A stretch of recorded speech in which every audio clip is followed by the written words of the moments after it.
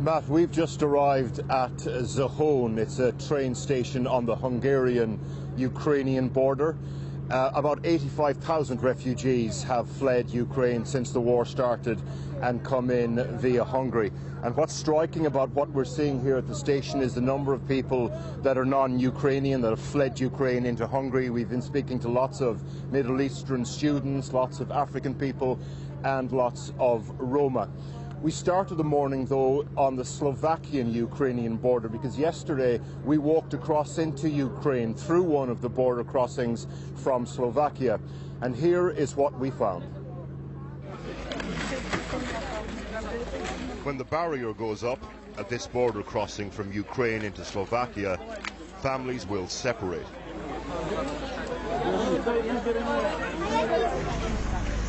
Husbands and fathers will go back. Women and children will go ahead to safety. When the barrier goes up, about 50 people at a time will get through. Security at a price, separation. That's why everything goes quiet. Just before the barrier goes up.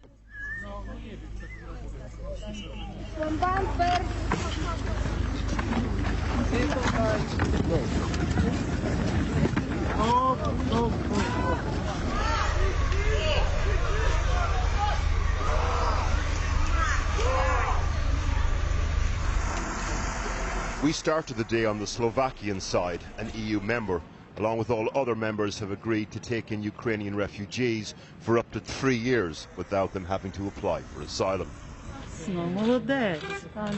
Everyone was here. The Slovakian president, people waiting for loved ones, go over the border, but and German retirees, Peter and Joseph. You don't look like two men who would be on the edges of war like this, if you don't mind me saying. We just want to help. We have to photograph. They'd driven over 1,000 miles to collect an elderly couple they barely knew. Victor and Nina made it through soon after.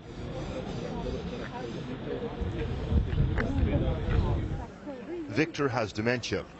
His wife needs to regularly remind him that there is a war back home, that they are now refugees. Their daughter, Anya, who brought them here, drops them off with Peter and Joseph, then has to go back in.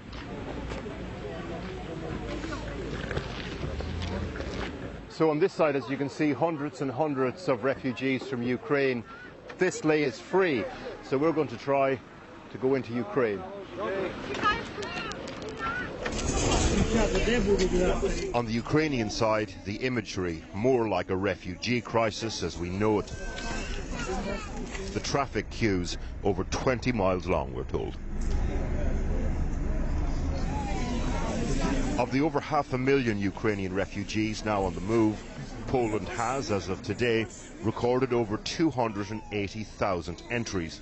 Slovakia, 30,000. Charities told us that the vast majority of people here are being picked up by friends and relatives on the other side. People like Ruslan Korolenko's family. Yeah. My wife, Your her wife, daughter, hello. Your daughter? my son, Your son? my daughter, her dog, Yeah. and my ex-wife. Hello, how are you? How are you feeling?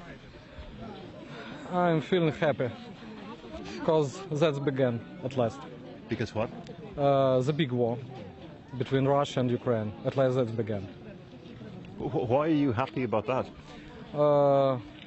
Better starting war than living in afraid of war. I'm happy that world now sees the face of Putin. We're now sending our family to friends in Germany and Poland and Slovakia, and I will return to army. A few hours later, and time's nearly up, the barrier is about to cut the Korolenko family in half, as it will do with so many others in the queue.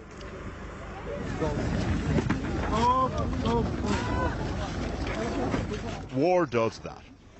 The relief of getting away, coupled with the pain of saying goodbye. Hard to know whether to laugh or cry.